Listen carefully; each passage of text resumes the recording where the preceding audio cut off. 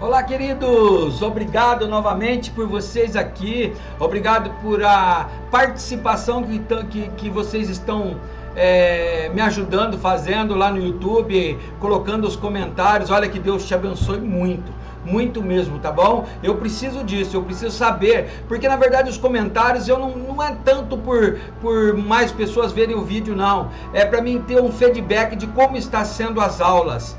Como elas estão mexendo com você? Estão te dando crescimento? Estão te crescendo em conhecimento? É isso, tá bom? Essa aula de hoje eu estava ansioso. Ela deve ser uma aula um pouquinho longa também, me perdoe. Mas é uma aula que nós vamos falar a importância da Santa Ceia e do batismo.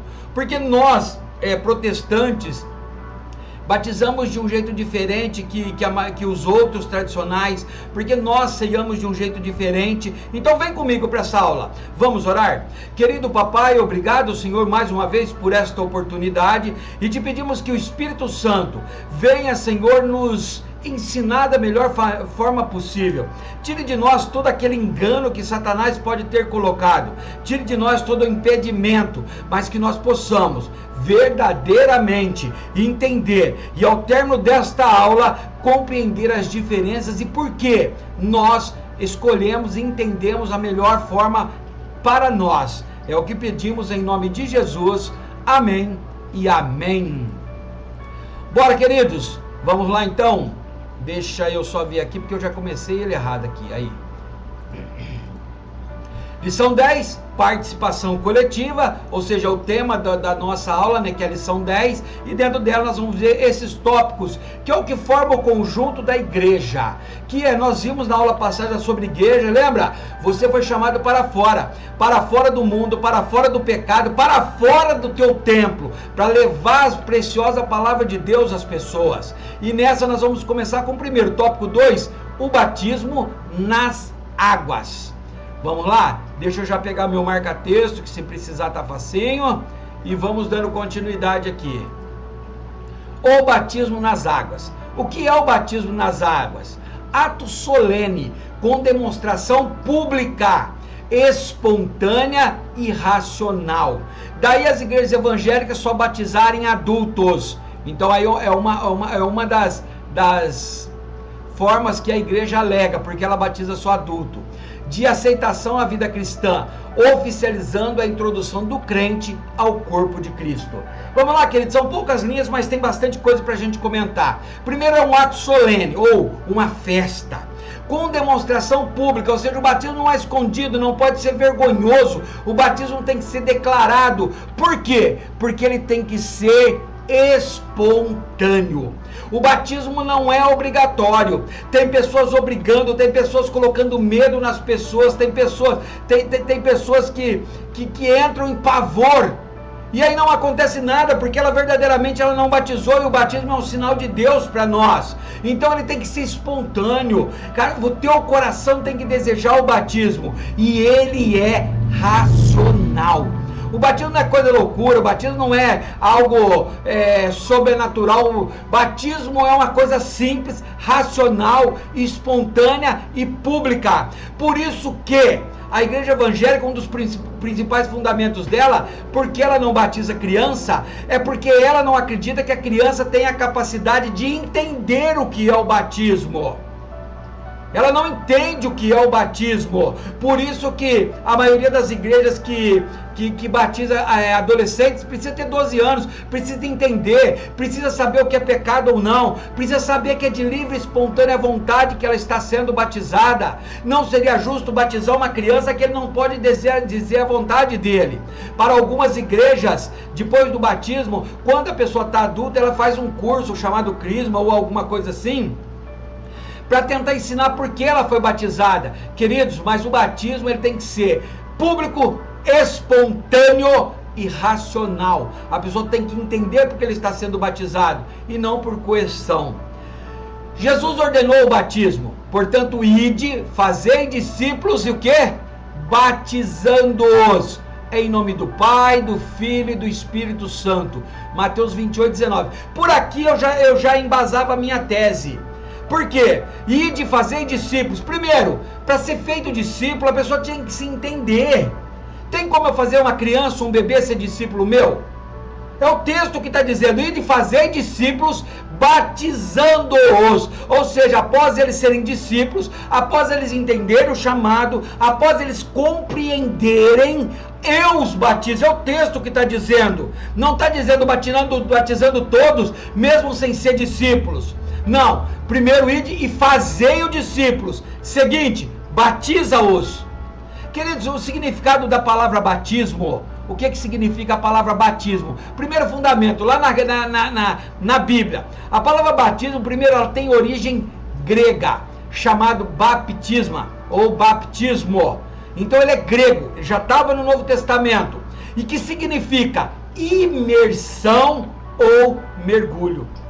É outro fundamento. A igreja, por exemplo, a igreja católica vai dizer que não, que essa palavra usada lá não pode ser para esse tipo de coisa. Mas, queridos, a palavra que está no Novo Testamento, se você pegar o grego que está escrito lá, sem mudar para nenhuma outra língua, o grego original significa baptisma, que literalmente é imersão, afundamento, embaixo, mergulho. Entendeu, queridos? É um ato polêmico. Quem batiza as crianças vão ter os argumentos deles, vão achar textos que dê argumentos para eles. Mas aqui é claro, Mateus 28:19 já é claro: fazei discípulos, depois que eles forem discípulos, batiza-os. A palavra batismo já é imersão, não é aspersão. O que é aspersão? É eu jogar água, é eu derramar água sobre a cabeça. Se fosse isso, não precisava de Jesus ter entrado no Rio Jordão. Ele ficaria na borda do Rio Jordão, só molharia a cabeça. Paulo apresenta o batismo como representação, e isso é importante, ó. Paulo apresenta o batismo como representação da morte e ressurreição de Jesus. Então, olha atenção, presta atenção, o que Paulo fala sobre o batismo? De sorte que fomos sepultados com ele pelo batismo. Como é o sepultamento? É você ficar em pé? Como é um sepultamento? É você ficar jogado por cima? Não, ele é soterrado, ele é abaixado, e a água o cobre como se fosse um túmulo. Por isso que Paulo está dizendo, olha, da mesma sorte que Cristo foi morto, enterrado e ressuscitou, nós fomos pelo batismo, morremos para o mundo, morremos para o pecado e ressuscitamos para uma nova vida, lá, para como Cristo ressuscitou dos mortos, pela glória do Pai, assim também sejamos. Romanos 6, versículo 4 e 5. No Velho Testamento, queridos, essa marca feita no ser humano, que é a marca do batismo, ela era feita por um ato chamado circuncisão. Somente os homens eram batizados, entre aspas, circuncidados. A circuncisão, para que você, mulher que está aí, entenda melhor, era a mesma coisa da operação de fimose. Pegava o órgão masculino, fazia um corte nele, limpava ele, aquilo era uma marca no corpo físico para identificar quem era de Deus, quem não era de Deus. Você vai ver vários textos bíblicos disso. Às vezes a pessoa era de fora e ela vinha para dentro da congregação de Deus, mas para que ela fosse considerada um filho de Deus, um povo de Deus, ela tinha que ter feito a circuncisão, a operação de fimose.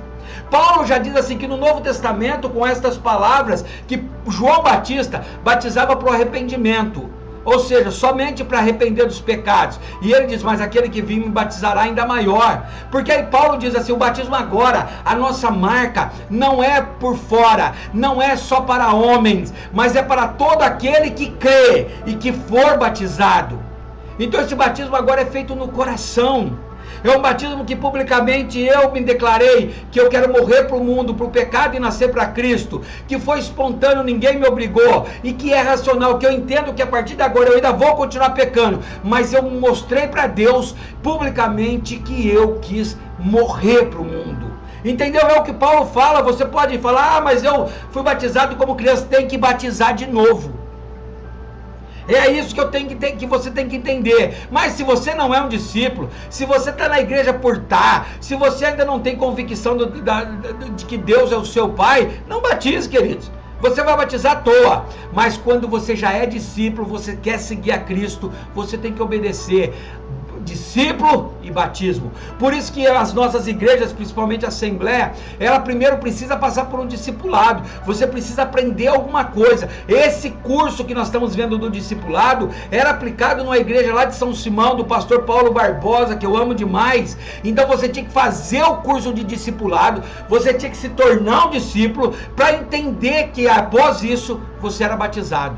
E aí quando você é batizado, a partir daquele momento você já faz parte do rol de membros da igreja. Antes do batismo, por regras da igreja, você não faz parte do corpo de Cristo, porque você não tem fé. E sem fé é impossível você agradar a Deus. É impossível você estar numa igreja. Estão entendendo, queridos? É um assunto polêmico, mas eu espero que esteja entendendo. Olha o batismo na Bíblia. Jesus, está lá em Marcos capítulo 1, versículo 9, os 3.000 convertidos em Pedro. Então está dizendo o quê? Jesus foi batizado. Ele diz, João Batista diz, não, eu não sou digno nem de desamar suas sandálias. Mas Jesus diz, mas convém que eu seja batizado.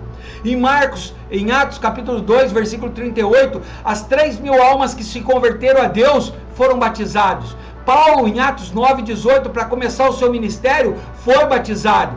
O centurião Cornélio, o primeiro não judeu convertido, o primeiro que não era judeu, que era de fora, foi convertido em Atos 10:47, ele foi batizado. O eunuco, superintendente da Etiópia, em Atos 8:30, lembra desse texto? Ele está em cima da carroça dirigindo, Filipe é trasladado para lá, e aí ele começa a escutar que o eunuco estava estudando, e ele pergunta, você entende? Ele diz, como eu vou entender se não há quem me ensina? E aí Filipe começa a ensiná-lo, e ele olha para o lado, tem um rio, e aí ele diz assim, agora que eu aprendi, o que me impede de ser batizado?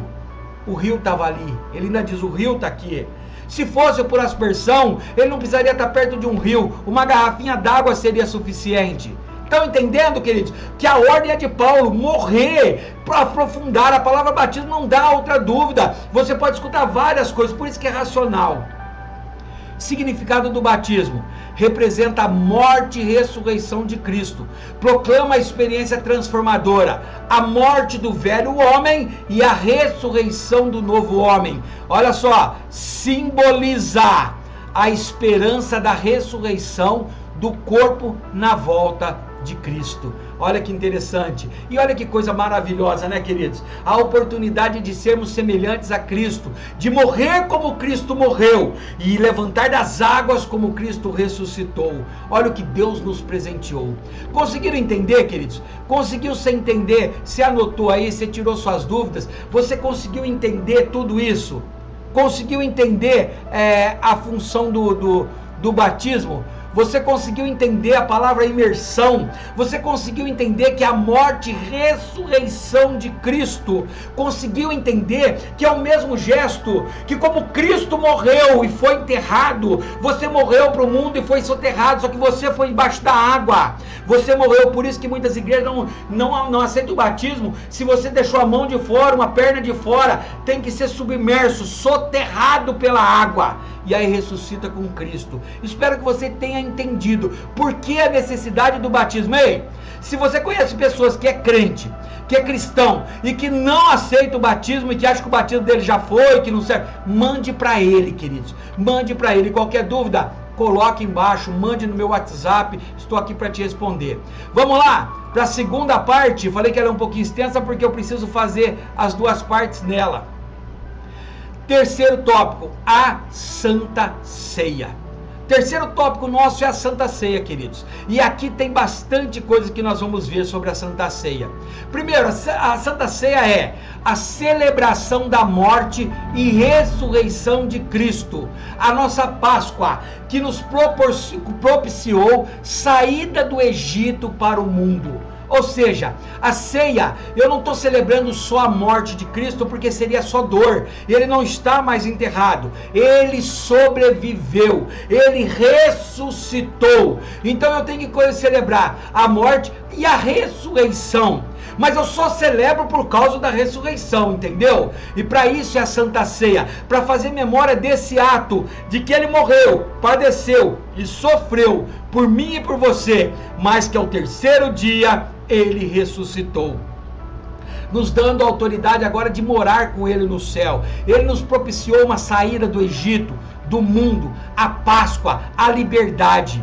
O pão simboliza, presta atenção aqui, símbolo, o corpo de Cristo, e o vinho simboliza o sangue de Cristo.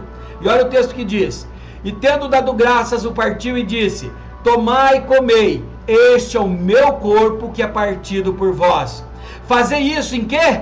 Em memória de mim. Memoriando. Semelhantemente, depois de cear, tomou o cálice, dizendo: este cálice é o novo testamento no meu sangue. Fazei isso todas as vezes que beberdes, em memória de mim. Está lá em 1 Coríntios capítulo 11, versículo 24 e 25. Para você entender a periodicidade, ou seja, quantas vezes tem que cear, em nossa igreja é mensal. E há a participação facultada apenas para os irmãos já membrados, que são batizados. O que isso quer entender? Se você ainda não foi batizado, é como se você não acreditasse na ceia.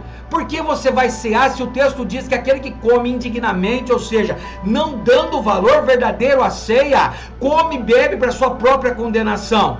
Por isso que as igrejas não aceitam, a nossa pelo menos, que tome ceia quem não é batizado. Se você não tem fé para ser batizado e acreditar que quer morrer para o mundo e viver para Cristo, por que você vai querer tomar uma santa ceia, acreditando que aquilo simboliza o corpo e o sangue de Cristo? Entenda isso, queridos, nós precisamos entender muito isso. Agora você pode me perguntar, e eu quero entrar neste assunto, por que, por exemplo, a Igreja Católica, ela acredita fielmente que a hóstia, aquela coisinha branca redondinha, na hora do ato de ceia, ela se transforma num pedaço de carne mesmo de Deus, de uma carne? Você, a partir daquele momento, você acaba se tornando canibalista, você começa a comer a carne. Por quê? Queridos, da história, no ano que, se eu falho a memória, 750 depois de Cristo, numa cidade lá da Itália chamada Lanciano, a cidade, tinha um convento onde tinha os monges de São Basílio. E o monge que sempre fazia essa ceia, ele se entristecia na hora da ceia. Ele ficava triste, orava a Deus, porque ele não tinha certeza para eles que a hóstia se transformava no corpo. Então ele, toda vez que ia cear, era numa tristeza. E numa certa época, ele está fazendo a ceia, chorando, e aí dizem que aconteceu um milagre, que a hóstia branquinha se transformou num pedaço de carne, e o sangue coagulou, e o vinho coagulou, se tornando sangue, que é conhecido como o milagre de Lanciano, que a igreja acredita. A partir desse momento, diz que alguns estudiosos, cientistas foram lá e comprovaram que era carne mesmo, que a hóstia transformou na carne mesmo, e a partir daquele momento a igreja teve a certeza de que, nesse ato, chamado para eles de transubstanciação, a hóstia se transforma literalmente em corpo de Cristo. Olha, queridos, e isso é o que eles pregam até hoje. Isso acaba se transformando em carne. Ou seja, Deus permite que nós nos tornemos canibalistas, comendo a carne. Queridos, mas a Bíblia deixa clara, em memória de mim, é simbologia. Para nós, os protestantes, o ato que se transforma isso é chamado consubstanciação. Ou seja, o corpo e o pão se transformam num, simbolizando o corpo de Cristo. O sangue se transforma, o vinho se transforma com o corpo, o sangue de Cristo, se transformando no suco, simbolizando o sangue de Cristo. Eu sei que tem muitos que vão assistir aqui, que são católicos, que vão me apedrejar, queridos, mas isso é história. Eu defendo a consubstanciação. Eu não defendo que meu Cristo autorizou eu comer carne mesmo real dele. Eu não creio nisto. Eu creio que ele simboliza para que eu entenda o símbolo da morte e ressurreição de Cristo. Por isso que em memória, para que eu tenha memória que Jesus morreu, sofreu, padeceu, não para que eu fique com o sangue dele na minha boca. Entendeu, queridos, o que acontece muito nisso? Por causa dessa definição, a Igreja Católica, você só come o corpo de Cristo na hora da tua Eucaristia. Depois você não come mais o corpo de Cristo. Queridos, são atos que... Vamos estudar um pouquinho o texto. O texto está assim, ó. 1 Coríntios capítulo 11, versículo 20 ao 33. De sorte que quando vos ajuntais num lugar, não é para comer a ceia do Senhor. Ou seja, Paulo estava dizendo, a igreja de Coríntios estava saindo do rumo. Paulo escreve a primeira carta de Coríntios bravo, explicando que tem muitas coisas erradas, que não pode ser assim, que está diferente. Ele começa a explicar isso. E ele diz assim, olha, quando vocês vão sentar para cear, para fazer a memória de Cristo, vocês se tornaram comilões, beberrões. Olha o que ele diz, ó, porque cada um toma antecipadamente a sua própria ceia, não espera o próximo, que é o companheirismo da igreja, e assim um tem fome, o outro embriaga-se. Não tendes porventura casas para comer e beber na sua própria casa? Entenda que Paulo primeiro já está fazendo uma associação, que a comida e bebida da ceia não é diferente que a comida e bebida da tua casa. O que ele está chamando a atenção aqui é que estão comendo, e comendo demais, se fartando, se embriagando, esquecendo do ritual, esquecendo do motivo disso. Aí ele diz assim, ó, ou desprezai a igreja de Deus e envergonhai os que nada têm. Que vos direi? Louvar-vos-ei, ou seja, serei grato por isso? Nisso não vos louvo. Porque eu recebi do Senhor o que eu também vos ensinou, que na noite que foi traído, tomou o pão. Jesus, na noite que foi traído, ele não cortou o dedo da tua mão para dar para os seus discípulos, ele não tirou um pedaço da carne para dar para os seus discípulos. Na noite em que foi traído, Jesus pegou o pão, levou aos céus, deu graças, e a partir daquele momento ele simbolizou esse pão. A partir desse momento, nesse ritual, é como se fosse o meu corpo dado por vós.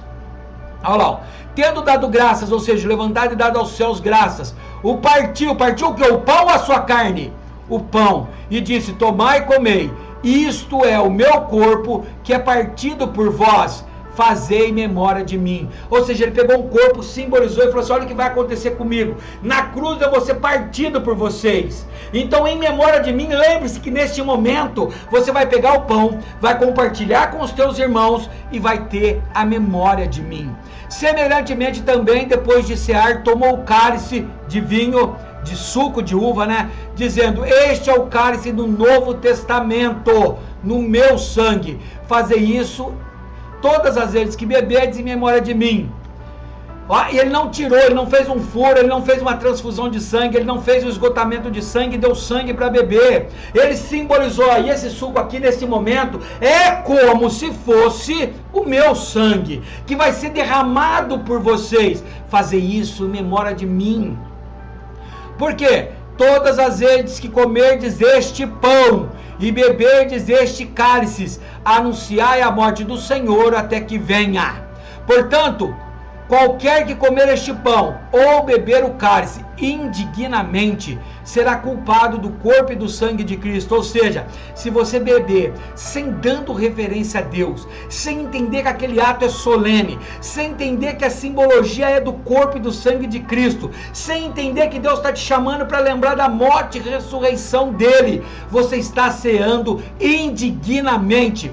Por isso que você ora antes, pedindo perdão pelos teus pecados, porque esse ato é em memória de Deus. Portanto, então, examine-se, pois, o homem a si mesmo, e assim coma deste pão e beba desse cálice. Porque o que come e bebe indignamente, come e bebe para a sua própria condenação, não discernindo o corpo do Senhor. Por causa disso, há entre vós muitos fracos e doentes, e muitos que dormem. Porque se nós julgássemos a nós mesmos, nós não seríamos julgados. Mas quando somos julgados, somos repreendidos pelo Senhor, para não sermos condenados com o mundo. Portanto, meus irmãos, quando vos ajuntais para comer, esperais uns pelos outros. Mas se algum tiver fome, coma primeiro na tua casa, para que não ajunteis sobre você juízo. Quanto às demais coisas, ordená-las-ei quando vou ter convosco. Queridos, entenda que é dois assuntos importantíssimos. Você consegue entender agora o poder da ceia? A diferença entre consubstanciação, o que nós protestantes pregamos, e a transubstanciação que os católicos pregam e outras igrejas?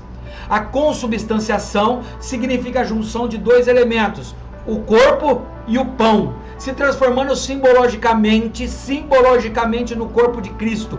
Por isso toda a minha reverência, porque eu tenho que me lembrar da morte dele, porque ele morreu, porque ele ressuscitou.